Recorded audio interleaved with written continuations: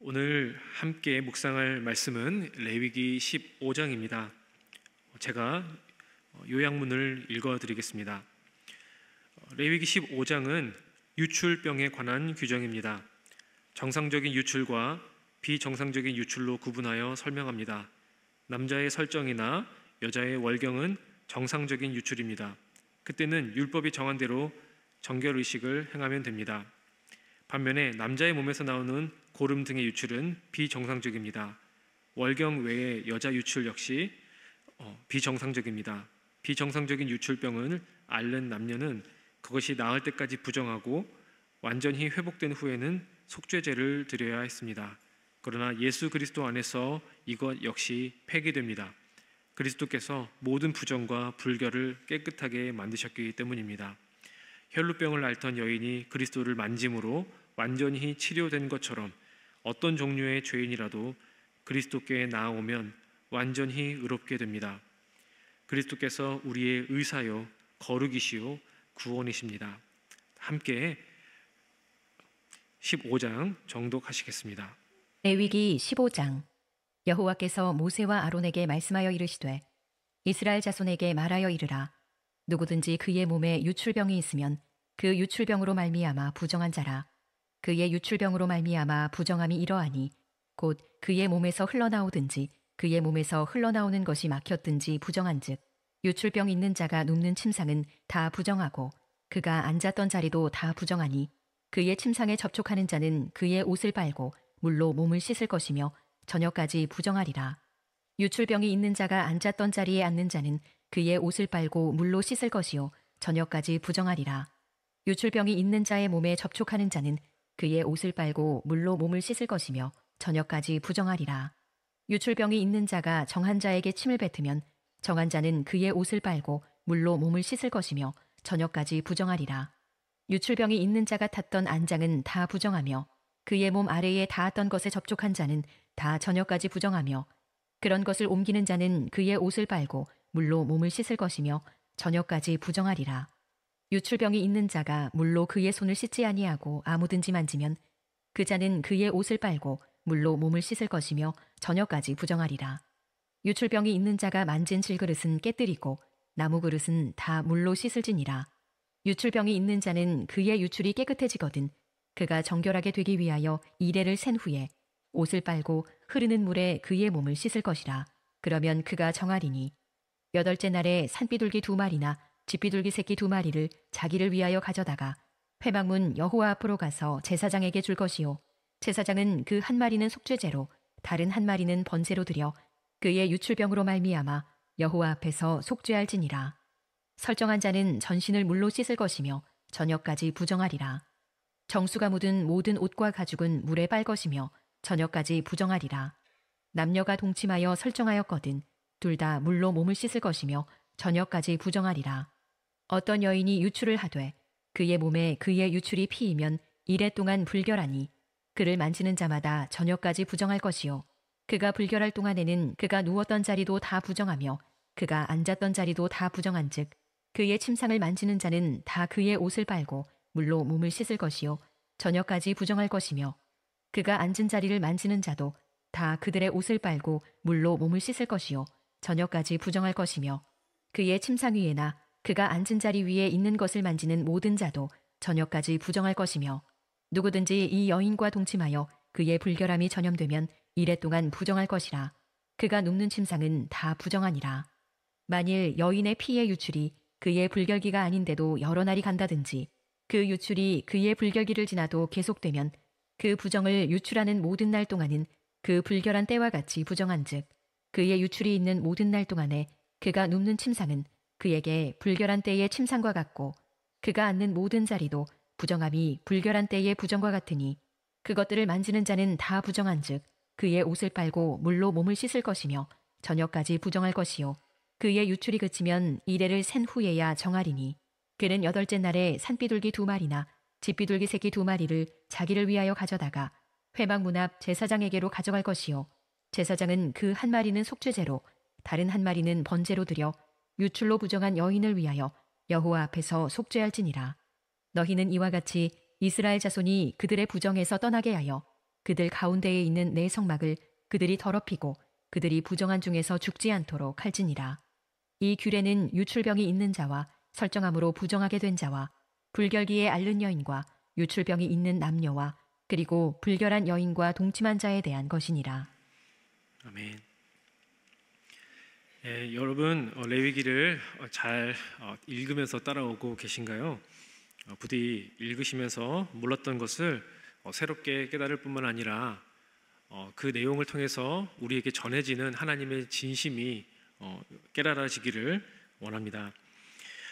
지금 중간 지점을 넘어섰습니다. 간단히 또 1장부터 15장까지의 흐름을 말씀을 드리자면요, 레위기의 관심은 하나님과 사람이 만나는 것을 다루는 것입니다. 자세히 말해서 거룩하신 하나님과 죄악된 인간, 그리고 생명의 하나님과 그리고 사망에 근접해 있는 인간 사이에 근본적인 비호환성을 해소하는 그 방법으로서 제시된 것이 레위기의 여러 규례들입니다. 첫 번째는 제사법을 통해서 하나님과 사람의 직접적인 관계를 정립하는 것인데, 그것이 1장부터 7장까지의 내용입니다. 그리고 이 제사를 실제로 시행하는 제사장이 위임되어야 하기 때문에 우리 8장부터 9장까지의 내용은 제사장에게 위임하고 제사장이 아론이 처음으로 그 제사를 드려서 제단에 하나님의 불이 내리게 하는 그 일입니다. 그런데 10장에서 바로 정결법이 나오는 것이 아니라 11장부터 정결법이 나오는데요, 10장은 나답과 아비후가 하나님이 명하지 않은 다른 불을 가지고 분향을 하다가 죽는 이야기, 그리고 그것을 하나의 계기로 삼아서 제사장이 얼마나 이 거룩과 정결의 문제에 대하여 주의해야 하고 조심해야 하는지에 대해서 한번 일깨워준 후에, 그 이후에 이제 정결법이 11장부터 15장까지 이제 설명되고 있는 것입니다. 그래서 제사법은 하나님과의 관계를 다루는 문제라면 이 정결법은 나의 몸을 관리하는 방법에 대한 것입니다. 우리는 하나님을 예배할 때에 영으로 예배한다고 하지만 또 몸으로 예배하는 것이죠. 이스라엘 백성들에게는 특히나 더 자신들의 몸을 관리하는 문제가 하나님을 예배할 수도 있고 예배할 수도 없는, 그리고 때로는 죽을 수도 있는 그런 문제와 같았기 때문에 마치 생명을 지키듯 그렇게 조심스럽게 자신의 몸을 다뤄야 했습니다. 그것이 정결법의 중요한 취지입니다. 이 정결법의 취지를 앞뒤에서 설명하면서 부각시키고 있는데요, 10장에 나답과 아비후의 이야기가 있은 후에 이런 표현이 있습니다. 9절 10절에 보면요, 10장 9절 10절에 보면요, 포도주나 독주를 마시지 말고 제사장은 반드시 분별하는 법을 배워서 거룩한 것과 속된 것과 부정한 것과 정결한 것을 분별할 수 있는 사람이 되어야 한다라고 이야기합니다. 여기에 두 가지의 카테고리가 있습니다. 거룩이라는 것이 있고요, 그리고 정결이라고 하는 것이 있습니다. 이 두 개의 카테고리를 중심으로 사람의 상태가 셋으로 나뉘게 됩니다. 첫 번째, 가장 거룩한 상태. 거룩한 상태에 있는 사람들은 자연스럽게 정결하기 때문에 거룩한 상태에 이르게 됩니다. 두 번째, 거룩한 것과 속된 것이 나뉘었다고 하죠. 속된다고 하는 표현보다는 평범한 것이라고 이렇게 표현하는 것이 더 적절하다 싶습니다. 영어 성경에서도 더 common이라고 해요. 그래서 평범한 상태에는 이제 두 가지로 나뉘게 되는 것이죠. 거룩하지 않지만 꼭 그렇게 나쁘다고 볼 수는 없는 상태일 수 있습니다. 이 평범한 상태에서는 정결할 수도 있고 그리고 부정할 수 있는 상태가 있는 것이죠.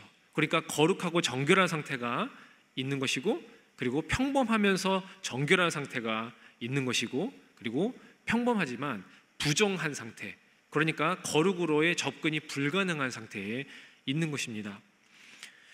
그렇게 이렇게 3중으로 나누어서 또 하나님과의 관계를 또 규정하게 했습니다. 우리가 읽은 이 본문에서도 이 똑같은 취지의 내용을 말씀하고 있는데요, 15장 31절을 한번 제가 읽겠습니다. 너희는 이와 같이 이스라엘 자손이 그들의 부정에서 떠나게 하여 그들 가운데 있는 내 성막을 그들이 더럽히고 그들이 부정한 중에서 죽지 않도록 할지니라. 지금 정결법이 11장부터 15장까지 설명되고 있는데 지금 이 본문은 이 정결법을 마무리하는 내용입니다. 정결하게 되어서 부정한 상태에서는 성막에 접근하지 말아라. 부정하다면 정결하게 될 때까지 격리되어 있어라. 그리고 부정한 상태에서 정결한 상태로 돌아오려면 이러한 예법을 지켜라 라고 해서 결국에 하나님을 만날 준비를 해라 라고 말하는 것입니다. 그래서 오늘 메시지의 제목은요, 정결할 때에 하나님을 만날 수 있습니다 라고 하는 메시지를 전할 것입니다. 15장을 살펴보기 전에 우리가 이 말씀에 접근할 때 필요한 태도에 대해서 생각해 봐야 할 것이 있습니다. 좀 두 가지 단어로 요약할 수 있겠는데요. 하나는 거리이고 다른 하나는 진실입니다. 레위기를 읽으면 거리감이 느껴집니다. 우리 시대와 우리 공간과 전혀 다른 시대와 공간에 있는 이야기이고요. 그리고 예수님이 이 땅에 오시기 이전과 그 이후가 차이가 나는, 그러니까 우리에게 굉장히 거리감이 있는 내용입니다. 고대 다신교 사회의 이교적인 환경에서 하나님께서 그들을 불러내어서 이스라엘 백성들을 자기 백성으로 삼으시고 가나안 땅을 그들에게 선물하여 주시고 이제 너희는 다른 민족들과는 다르게 살아야 한다라고 구별하셔서 그렇게 정결하게 되는 법, 그리고 거룩하게 되는 법에 대해서 가르쳐주고 있는 내용입니다. 그러니까 우리가 가지고 있는 특수성과 조금 다른 면이 있습니다. 그 거리를 항상 의식을 할 수밖에 없는데요. 우리에게 해당하지 않는 특수한 세계관을 가지고서 그 세계 안에서 작동하는 거룩의 원리, 깨끗함의 원리, 하나님과의 관계를 맺는 원리에 대해서 말씀해 주고 있습니다. 우리는 제물을 드리는 것도 아니고요. 그리고 음식을 가려 먹어서 돼지고기를 안 먹는 것도 아닙니다. 그런데 레위기는요, 우리와 거리가 있지만 그것은 하나님의 영감된 말씀인 줄로 믿습니다. 그렇기 때문에 우리에게 전달하고자 하는 진실이 있어요. 그러니까 우리가 직접적으로 지키는 일들은 없지만 분명하게 우리가 레위기를 배우고 공부하는 이유는 거기에 하나님이 자기 백성들을 거룩하게 하시고 깨끗하게 하시기 위해서 나타내고 있는 진실이 있기 때문입니다. 거리가 있는 텍스트에서 하나님의 진실을 우리가 봐야 하는 것입니다. 그렇기 때문에 해석이 필요하고 많은 상상력이 필요한 부분이라고 할 수 있겠습니다. 하나님이 이 진심을 갖고 있다고 좀 믿습니다. 하나님은 하나님의 백성들이 거룩하게 되기를 원합니다. 그래서 이 레위기를 요약하는 말씀이 그것 아니겠습니까? 내가 거룩하니 너희도 거룩하라. 그것이 바로 하나님 이 세상을 창조하신 목적이고 또 사람을 창조하신 목적입니다. 그러니까 사람답게 산다는 것은 곧 하나님이 창조하시는 그 목적에 걸맞게 산다는 것을 의미하는데, 단순히 배를 굶지 않고 먹고 산다거나 자기가 하고 싶은 일을 성취한다거나 안전하게 질병 없이 인간답게 자신의 삶의 낙을 누리며 산다는 것에서 사람다움을 우리가 추구하며 살지만, 더 높은 사람다움, 하나님의 말씀대로 하나님과 관계를 맺으면서 그리고 우리 스스로를 정결하게 지키는 그 인간다운 삶에 대해서 가르쳐 주고 있습니다. 구약에서는요, 그러한 삶을 살도록 만들어 놓은 장치가 있습니다. 그것은 바로 경계라고 하는 것인데요.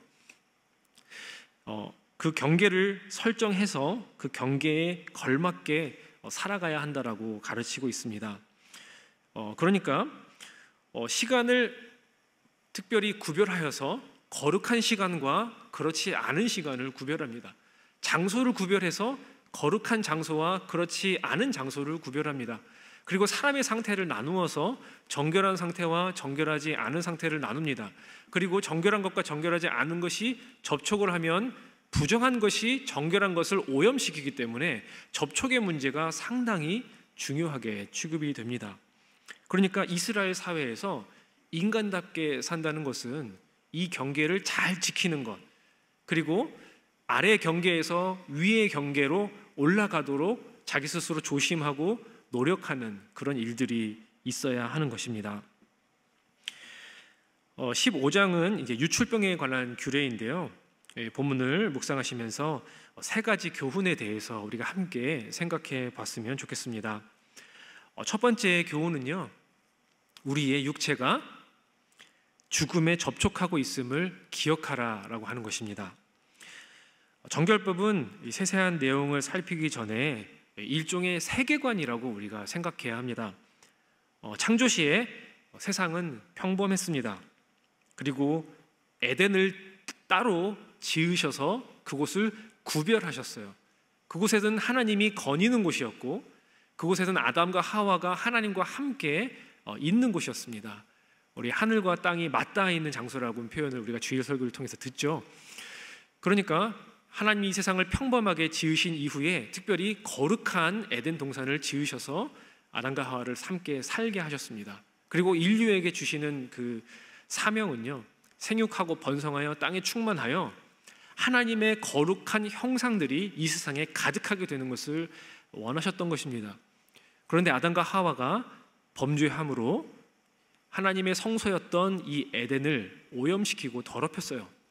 그럼 자연스럽게 성소를 더럽힌 존재는 죽임을 당해야 마땅했는데 당장 죽지 않고 유한한 생명, 언젠가는 죽을 운명에 처하게 되면서 그들은 에덴 성소에서 쫓겨나게 됩니다. 그러면서 우리가 창세기 내용을 잘 기억하실 거예요. 아담과 하와가 범죄한 이후에 땅이 저주를 받습니다. 그리고 그 저주를 받은 그 땅에 배를 대면서 기어다니는 짐승이 되는 거예요. 뱀은 종신토록 흙을 먹으며, 종신토록 그 저주받은 땅의 흙을 먹으며 배로 그 땅에 접촉하면서 살아가는 부정한 짐승으로 살 것이라고 하는 메시지를 줍니다. 단순히 이것은 뱀에 대한 심판을 의미하는 것만이 아니라 일종의 세계관입니다. 죄로 말미암아 이 땅이 죽음의 땅이 되었으니 이제 땅과 접촉하는 모든 존재는 죽게 될 것이다. 그래서 실제로 구약 성경에서 죽은 사람들에 대한 이야기는 대체로 땅속 깊은 곳으로 들어간다, 이런 표현을 써요. 단순히 무덤에 들어갔기 때문에 그런 표현을 쓰는 것이 아니라 죽음의 세력이 있고 죽음과 긴밀하게 접촉되어 있는 그 땅으로 들어간다는 것입니다. 그리고 그 땅 속에는 스올이라는 곳이 있는데 하나님을 믿는 사람이나 안 믿는 사람이나 다 모두가 본인이 죽으면 스올로 내려간다. 그러니까 죽음의 세력이 있고 죽음이 가득한 그 땅 밑으로 들어간다라고 그렇게 믿었습니다. 그래서 요셉이 죽었다는 소식을 야곱의 형들한테 들었을 때에 내가 그와 함께 스올로 내려가리라 라고 하는 표현을 쓰는 데서도 알 수 있습니다. 그러니까 아담과 하와가 타락한 이후로 땅이 저주를 받았고 이 땅은 죽음의 세력이 가득하고 죽음이 그곳에 접촉을 하면 부정하게 되는 땅으로 되는 것입니다. 이렇게 만들어진 세계관 속에서 지금 정결법이 만들어지고 있는 것입니다. 그래서 이스라엘 율법은 이 거룩하신 하나님을 만나는 법을 가르치면서 동시에 이 세상이 타락하여 부정하게 되어버린 세계, 무엇보다도 더 적나라하게 말하면 죽음이 지배하는 세계라고 하는 그 세계관을 전제하고 있습니다. 죽음이 있는 땅에 배로 기어다니는 부정한 짐승이 있는 것이고요. 땅이 부정하다는 것은 또 이스라엘 땅과 이방 땅이 또 부정함에 있어서 차이가 있습니다. 이스라엘 땅은 평범한 땅이에요. 하나님이 구별하신 땅입니다. 이방 땅은 부정한 땅이에요. 그렇기 때문에 열왕기 하에 보면 나하만 장군이, 아람 장군이 요단강에서 7번 몸을 씻으면서 병이 낫습니다. 그리고 나서 내가 여호와 하나님만 섬기겠노라 하고 어디로 가요? 다시 본국으로 돌아가요. 근데 본국으로 돌아갈 때에 나하만이 뭐를 가져가냐? 이스라엘 땅에 있는 흙을 노새로 되는 짐 2개를 가지고서 자기 본토로 돌아갑니다. 이스라엘 땅의 흙이 자기 본토의 땅보다 정결하다는 믿음이 있고 그 땅의 흙을 가지고 자기가 번제를 드리겠다 하고 가져가는 것입니다.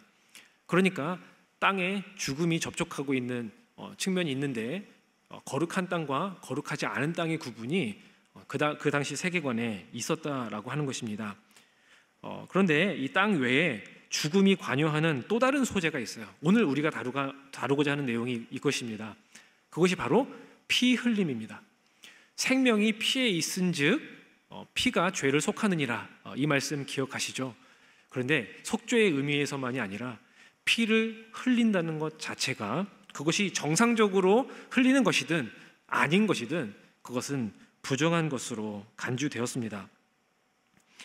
그래서 15장의 규례는 피를 흘리거나 몸에 있는 어떠한 체액이 빠져나가는 그 현상을 다 부정한 것으로 간주합니다. 그러니까 땅에 접촉하는 것만이 이제 부정한 것이 아니라 이제 인간의 몸에서 어떠한 인간의 생명의 중요한 그 일부를 이루는 액체가 빠져나가는 그 현상을 또한 죽음에 근접해 나가는 현상이라고 이해했던 것이죠. 그러니까 여성이 월경을 하는 것은 매우 자연스러운 현상임에도 불구하고 고대인들의 시각에서는 그것은 피를 흘리는 것이기 때문에 생명의 일부가 빠져나가 죽음에 가까워지고 그렇기 때문에 부정하게 되었다라고 하는 그런 세계관적인 인식을 갖고 있었습니다. 그렇기 때문에 유출병에 관한 규정은 몸에서 전반적으로 제너럴하게 이야기하자면 몸에서 어떠한 체액이 빠져나갔을 경우에 그것은 우리의 육체가 죽음에 가까워지고 있다는 것으로 해석되어야 한다. 그 해석에 기초해서 그 사람을 부정하게 하고 그리고 부정한 그 사람이 정결한 상태로 회복되어야 한다라고 그렇게 가르치고 있습니다. 이 본문을 설명해 보면요, 1절부터 15절까지의 내용이 질병으로서 몸의 체액이 빠져나가는 현상에 대한 일반적인 서술입니다. 남자라고 되어 있지만 또 이쉬라고 하는 이 단어는 남자라고도 번역이 되지만 또 그냥 인간 전체를 제너럴하게 표현하는 것이기도 합니다. 어떻게 해석하든지 간에 정상적으로 질병으로서 몸에서 액체가 빠져나가는 그 현상은 부정하다고 하는 것이죠.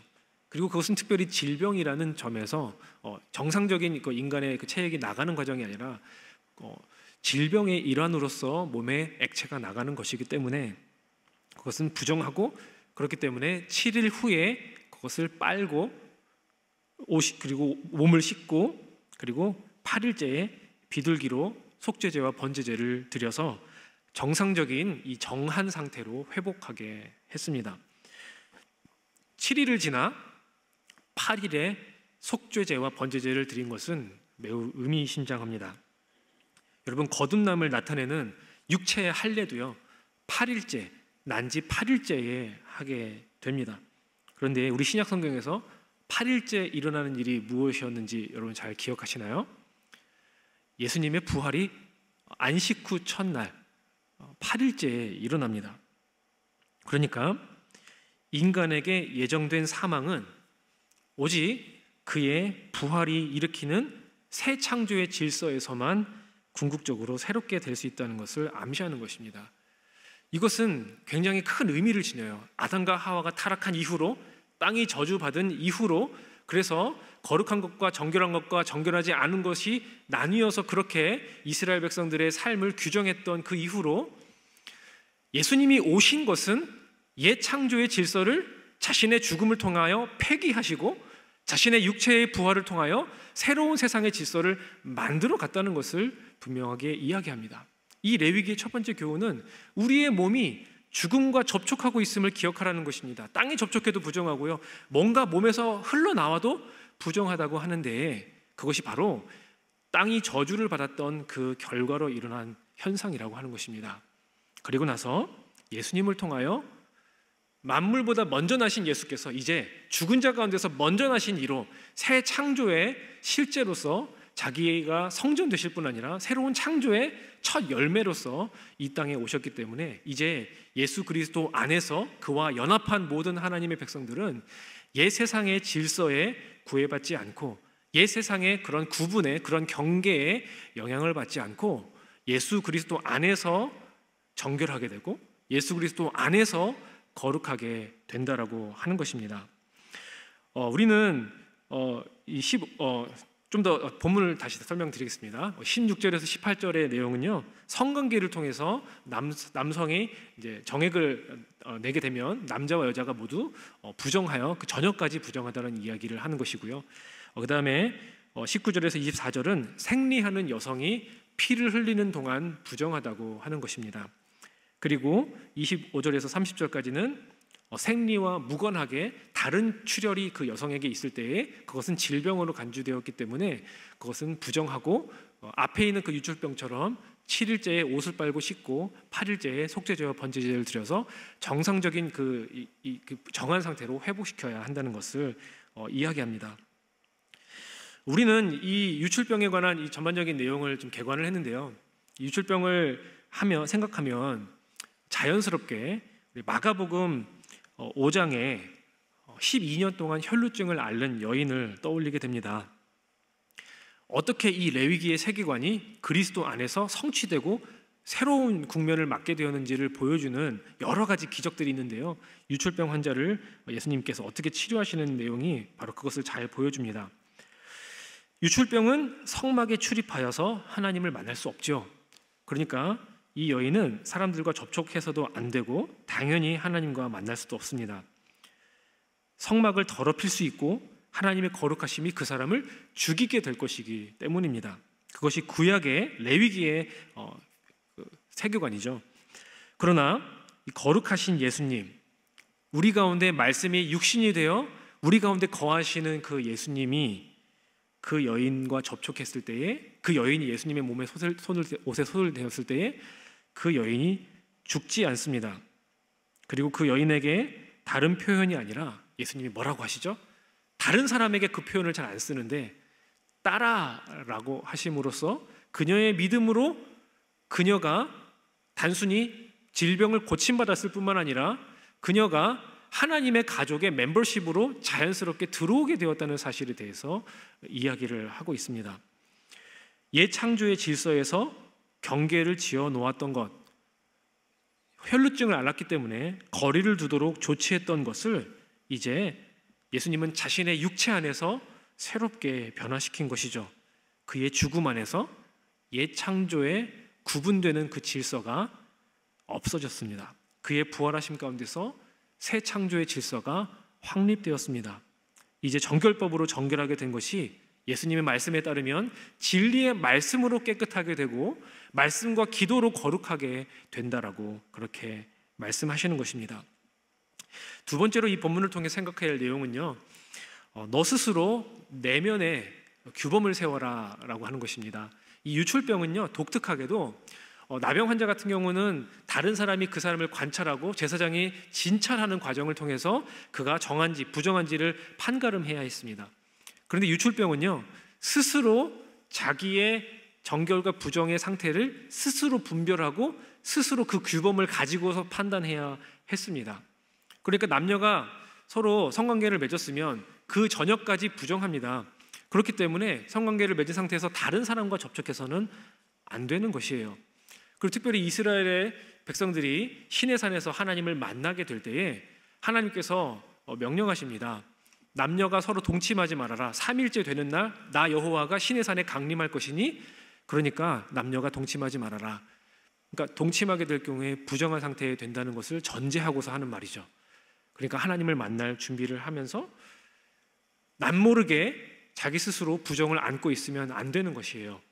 그런데 이 말씀은 제사장이 할 수 있는 일이 아니라 한 사람 한 사람이 레위기를 공부해야만, 그 레위기의 규례를 자신의 몸으로, 자신의 문화로, 자신의 가족을 통하여 체득해야만 이 규례를 지킬 수 있다라고 하는 것입니다. 그렇기 때문에 이것은 양심의 문제로 옮겨지는 것이에요. 다른 것들은 제사장이 이렇습니다 저렇습니다 판단하고 가르칠 수 있습니다. 그런데 이 말씀은 오로지 자기 자신 안에 워치타워를 세워야 돼요. 자기 자신 안에 규범을 세워서 자기가 이것을 지키는지 안 지키는지를 자기만 알고 있는 상태에서 할 수 있습니다. 여인이 월경을 한다는 것 모든 사람에게 이렇게 말하고 다니지 않습니다. 모릅니다. 그렇지만 자기 스스로 그것을 알아야 되는 것이죠. 성관계를 해도 그렇고요. 자기가 어떤 질병을 갖고 있어도요, 자기 스스로 그 규범을 지키면서 생활을 해야 했습니다. 그런데 상상해 보죠. 우리가 다 청개구리 같이 말씀대로 안 살지 않습니까? 이 사람들도 마찬가지일 거 아니겠어요? 자기 안에 규범이 없는 사람들은 정결하지 않은 상태임에도 접촉하고 이리저리 돌아다니면서 많은 부정을 옮겼을 것입니다. 그런데 하나님 말씀은 단순히 그 말씀을 알고 있는 사람들의 시선에서만 존재하는 게 아니라 우리의 내면에 존재해야 한다는 것입니다. 우리의 마음이 그 말씀을 규범으로 삼고 우리의 양심 위에 하나님 말씀이 올려져 있어서 우리가 그 말씀대로 살아가야 한다. 누구도 푸시할 수 없고 누구도 자극할 수 없고 누구도 알려줄 수 없는 그러한 나 스스로만 하나님 앞에서 지켜야 할 말씀의 영역이 있다는 것을 오늘 이 유출병을 통해서 알게 됩니다. 세 번째로 우리가 생각할 내용은요, 여인의 모성을 존중하라라고 하는 것입니다. 이 레위기의 그 설명이 굉장히 독특한데요. 여인이 정상적인 월경을 할 경우에 그것은 부정한 상태에 있습니다. 그런데 이 레위기 15장에 보면요, 부정하다는 표현을 애써 사용하지 않아요. 그리고 더 중요한 사실은 여인이 월경을 하는 것에 대해서 특별히 번제제나 속죄제를 통하여 정결하게 되는 상태로 회복시키는 인위적인 절차를 하지 않습니다. 자연적으로 여성은 월경을 하기 때문에 자연적으로 그 부정이 사라진다라고 하는 개념을 여기에 도입한 것입니다. 그런데 이 고대 근동사회에서 여성이 월경을 하는 이 피 흘리는 그 현상을 과학적으로도 이해를 하지 못했고, 그리고 그렇기 때문에 종교적으로도 굉장히 이상한 개념들을 더 씌워서 여성들을 억압하는 일들이 굉장히 많이 있었는데요. 성경은 굳이 여성을 존대하라고 하는 그런 표현으로 이렇게 서술하고 있지는 않지만 그것에 대해서 어떠한 편견도 어떠한 잘못된 인식도 주입하지 않기 위해 애쓰는 것처럼 보입니다. 애써 다른 본문에서는 부정하다고 써 있지만, 그리고 접촉하면 부정하다고 하지만 애써 월경하는 상태의 여인을 향하여 부정하다고 묘사하지 않고 있다는 것이죠. 이 월경은요, 매우 일상적인 것이죠. 숨겨야 하거나 부끄러워해야 할 그 무엇도 아니었습니다. 가족들은 다 알아서 접촉으로 부정이 옮겨지지 않도록 배려해야 했고, 그래서 알아서 조심하고 배려했을 것입니다. 이 월경을 경험하는 여성의 고통과 이 번거로움이 얼마나 큰지 헤아려야 지킬 수 있는 율법인 것이죠. 율법 이전 시대의 이야기지만요, 라헬이 자기의 아버지 라반이 야곱이 도망칠 때에 쫓아와서 이제 드라빔을, 자신의 우상인 드라빔을 이제 되찾고자 할 때에 라헬이 그렇게 얘기합니다. 제가 월경 중이기 때문에 이 나귀에서 내려올 수가 없습니다 라고 이야기를 합니다.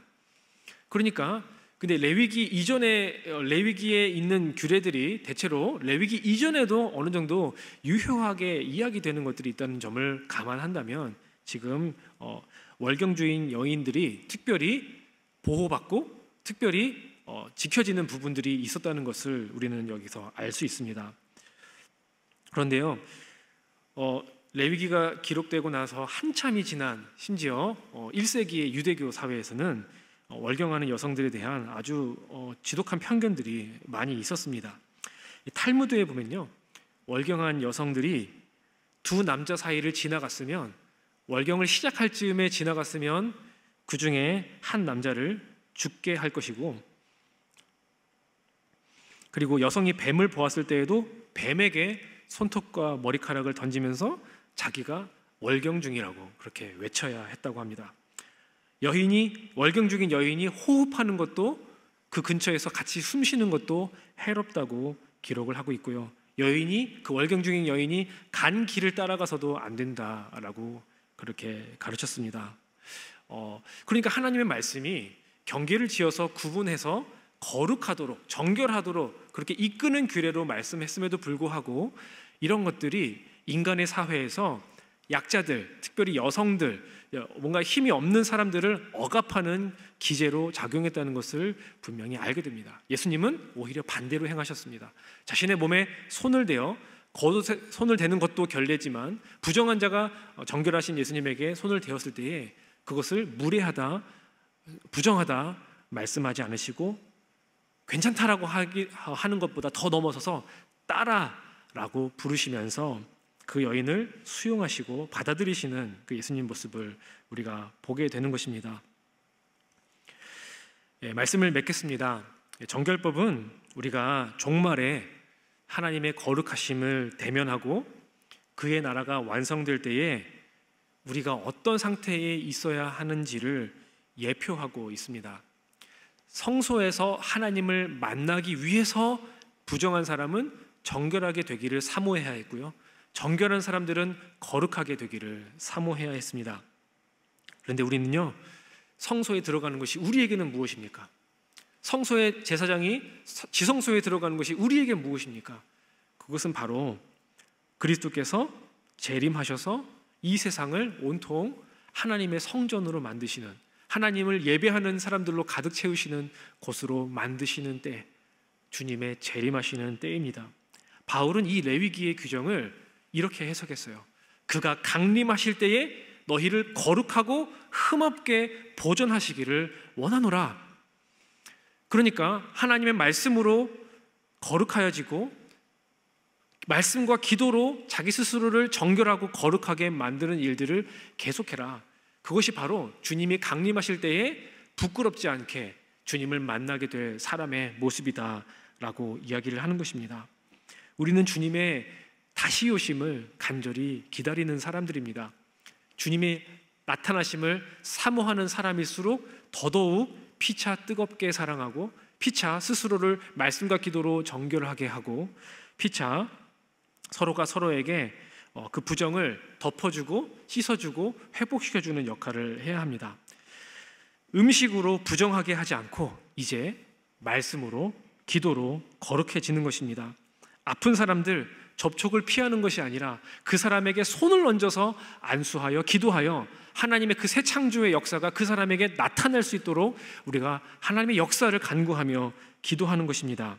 그것이 바로 예수님을 따라 우리에게 주어진 제사장의 사명인 줄로 믿습니다. 우리 자신을 거룩하고 흠없고 정결하게 보존하여 주의 나타나심을 기다리고, 또한 우리의 형제 자매들도 허물이 있다면 덮어주고 병이 있다면 손 얹어 기도함으로 하나님의 회복의 역사가 모두 가운데에 나타날 수 있기 위하여 애쓰는 과정, 그것이 바로 이 레위기에 참 거리가 있지만 분명히 우리에게 진실을 전해주고 있는 레위기의 정결법의 취지이고 말씀인 줄로 믿습니다.